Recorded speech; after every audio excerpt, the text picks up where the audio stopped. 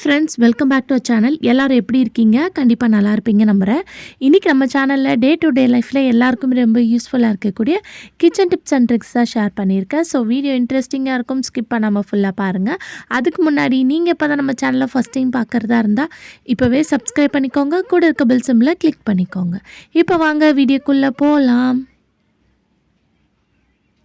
First இப்போ என்னென்னு பார்க்கலாம்.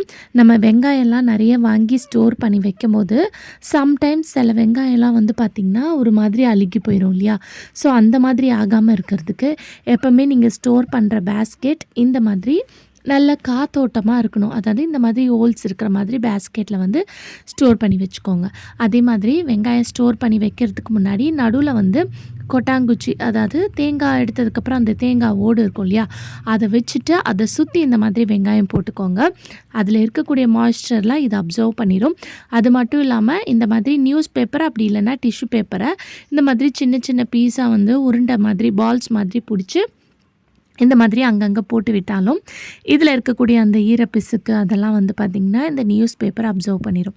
ஸோ நீங்கள் மூட்டை கணக்கு நிறைய வாங்கி வெங்காயம் ஸ்டோர் பண்ணி வைக்கும் போது இந்த மெத்தடை ஃபாலோ பண்ணிக்கிட்டிங்கன்னா எவ்வளோ நாள் ஆனாலும் வெங்காயம் வந்து ஃப்ரெஷ்ஷாக இருக்கும்.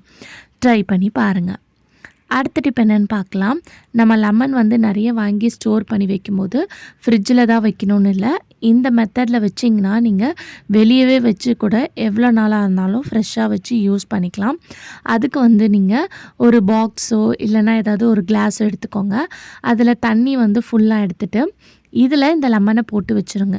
இந்த மாதிரி போட்டு வச்சுட்டு நீங்கள் ஃப்ரிட்ஜ்லேயும் வச்சு ஸ்டோர் பண்ணிக்கலாம், இல்லை வெளியும் வச்சு ஸ்டோர் பண்ணிக்கலாம். பட் ஆனால் டெய்லி இந்த தண்ணியை மட்டும் நீங்கள் சேஞ்ச் பண்ணிடணும். இந்த மாதிரி பண்ணுறனால எவ்வளோ நாள் ஆனாலும் லெமன் வந்து பார்த்திங்கன்னா ஃப்ரெஷ்ஷாக இருக்கும். ட்ரை பண்ணி பாருங்கள்.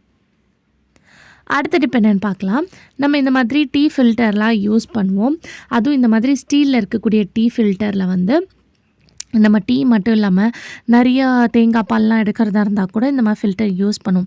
அதில் இருக்கக்கூடிய டஸ்ட்டெல்லாம் வந்து பார்த்திங்கன்னா இந்த ஃபில்டர் கேப்பில் போய் மாட்டிக்கும்.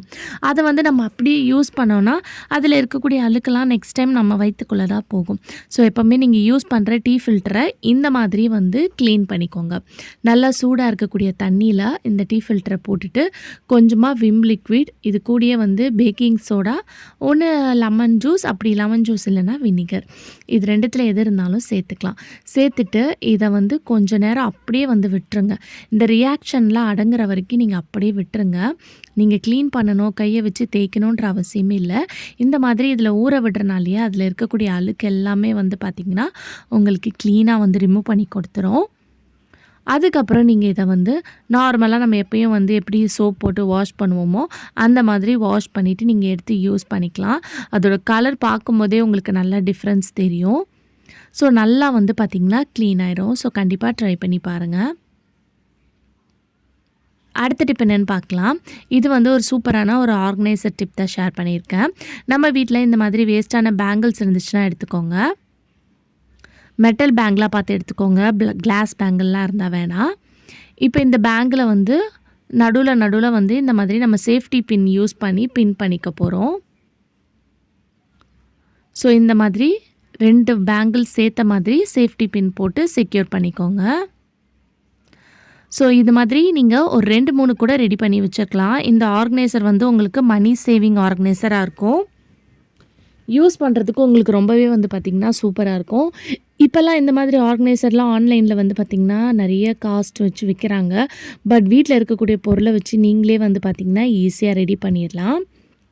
இப்போ இது எதுக்குன்னு பார்க்கலாம். நம்ம வீட்டில் இந்த மாதிரி ஏர் அக்சசரிஸ், பசங்களோட கிளிப்ஸு, நம்மளோட கிளிப்ஸ்லாம் வச்சுருப்போம். ஸோ அதை அங்கங்கே போட்டுட்டு நம்ம தேடிக்கிட்டே இருப்போம். இந்த மாதிரி ஒரு ஆர்கனைசர் ரெடி பண்ணிட்டு நீங்கள் ஹேங் பண்ணி வச்சிட்டிங்கன்னா அதில் வந்து நீங்கள் இதை வந்து மாட்டி விட்டுக்கலாம். ஸோ இந்த மாதிரி மாட்டி விடும்போது உங்களுக்கு பார்க்குறதுக்கும் அழகாக இருக்கும், எடுத்து யூஸ் பண்ணுறதுக்கும் ஈஸியாக இருக்கும். சம்டைம்ஸ் நம்ம போட்ட ஒரே கிளிப்பே வந்து பார்த்திங்கன்னா யூஸ் பண்ணிகிட்ருப்போம்.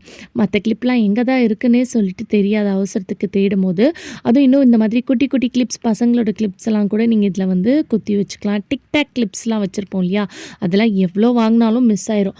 அதை கூட நீங்கள் போட்டு வச்சுக்கலாம். சேஃப்டி பின்ஸ் கூட நீங்கள் இதில் வந்து ஹேங் பண்ணி வச்சுக்கலாம். ஸோ கண்டிப்பாக இந்த ஆர்கனைசர் வந்து ரெடி பண்ணி வச்சுக்கோங்க. ரொம்பவே வந்து பார்த்திங்கன்னா சூப்பராக உங்களுக்கு ஹெல்ப்ஃபுல்லாக இருக்கும். ட்ரை பண்ணி பாருங்கள். அடுத்த டிப் என்னன்னு பார்க்கலாம். நம்ம வீட்ல இந்த மாதிரி துணி பை, அதாவது நம்ம ரைஸ் வாங்கும்போது குடுக்கக்கூடிய பேகு, இல்ல நம்ம ஏதாவது ஃபங்ஷனுக்கு போம்போது குடுப்பாங்க. இந்த மாதிரி கிளாத்ல இருக்கக்கூடிய பேக் இருக்கும் நெறைய. அதெல்லாம் வந்து நம்ம தூக்கி போடாம எதுக்காவது நம்ம கடைக்கெல்லாம் எடுத்துட்டு போறதுக்கு யூஸ் பண்ணுவோம். பட் அத வச்சு வந்து பார்த்தீங்கன்னா, நீங்க கிளீனிங் பர்ப்பஸ்க்கு வந்து யூஸ் பண்ணிக்கலாம். ஸோ அத வந்து எடுத்து வச்சுக்கோங்க. ஸோ இந்த மாதிரி துணி பேக்ஸ்லாம் இருந்தா, அதுவும் இன்னும் சம்டைம்ஸ் வந்து சிலதெல்லாம் பியூர் காட்டன் மாதிரியே இருக்கும். ஸோ ஆல்ரெடி வந்து பார்த்திங்கன்னா, இந்த மாதிரி நம்ம மேரேஜ் ஃபங்ஷனுக்குலாம் போகும்போது குடுப்பாங்க பார்த்தீங்களா, அதெல்லாம் நான் கட் பண்ணிவிட்டு எடுத்து வச்சுருக்கேன்.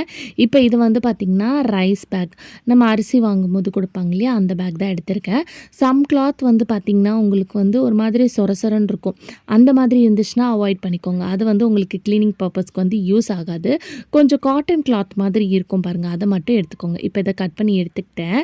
இப்போ நம்ம கேஸ் ஸ்டவ்வை க்ளீன் பண்ணுறதுக்கு துணியே இல்லாமல் இந்த ரைஸ் பேகு, இந்த மாதிரி இருக்கக்கூடிய பேக்ஸ் இருக்கு இல்லையா, அந்த கிளாத்தை வச்சு நம்ம க்ளீன் பண்ண போகிறோம்.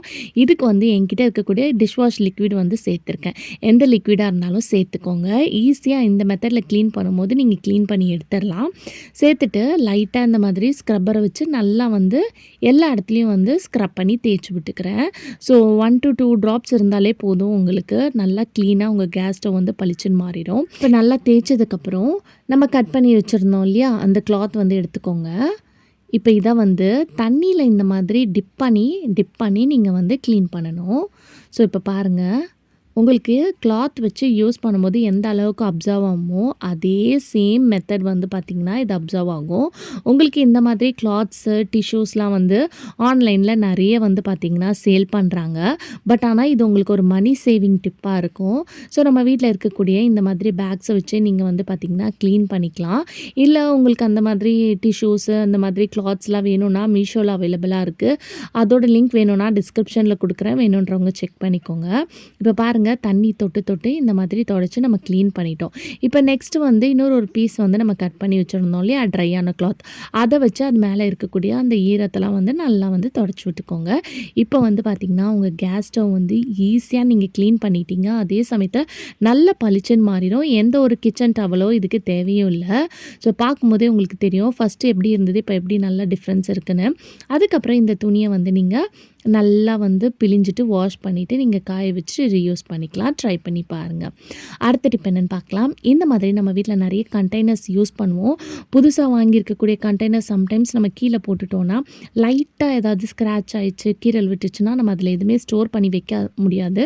அது வச்சாலுமே வந்து பார்த்திங்கன்னா கீழே தான் விழும். ஸோ அதுக்கு வந்து ஒன்று நீங்கள் டபுள் டேப் இல்லைனா செலோ டேப் எடுத்துக்கோங்க. இன்னும் வந்து ரெட் கலர், பிளாக் கலரில் ஸ்ட்ராங்காக ஒரு டேப் இருக்கும் பாருங்கள், அதை கூட நீங்கள் ஒட்டிக்கலாம். நான் இந்த செலோ டேப்புன்றனால ஒரு 3 லேயர் மட்டும் நான் இதை ஸ்டிக் பண்ணிக்கிறேன். ஸோ இந்த மாதிரி மேலே ஒட்டிக்கோங்க. இந்த மாதிரி ஒட்டும் போது அந்த ஸ்க்ராட்ச் வந்து இந்த செலோ டேப் வந்து பார்த்திங்கன்னா உங்களுக்கு கவர் பண்ணி கொடுத்துரும். ஸோ இதுக்கப்புறம் நீங்கள் இதில் எது ஸ்டோர் பண்ணி வச்சாலுமே கீழே வந்து உங்களுக்கு விழாமல் சேஃபாக இருக்கும். ட்ரை பண்ணி பாருங்கள். ஓகே ஃப்ரெண்ட்ஸ், இன்றைக்கி வீடியோவில் நான் ஷேர் பண்ணி இந்த டிப்லேருந்து ஏதாவது ஒரு டிப் கண்டிப்பாக உங்களுக்கு யூஸ்ஃபுல்லாக இருக்கும்னு நினைக்கிறேன். அப்படி யூஸ்ஃபுல்லாக இருந்துச்சுன்னா மறக்காமல் நம்ம சேனலை லைக் பண்ணுங்கள், ஷேர் பண்ணுங்கள், கமெண்ட் பண்ணுங்கள், சப்ஸ்கிரைப் பண்ணிக்கோங்க. Thank you for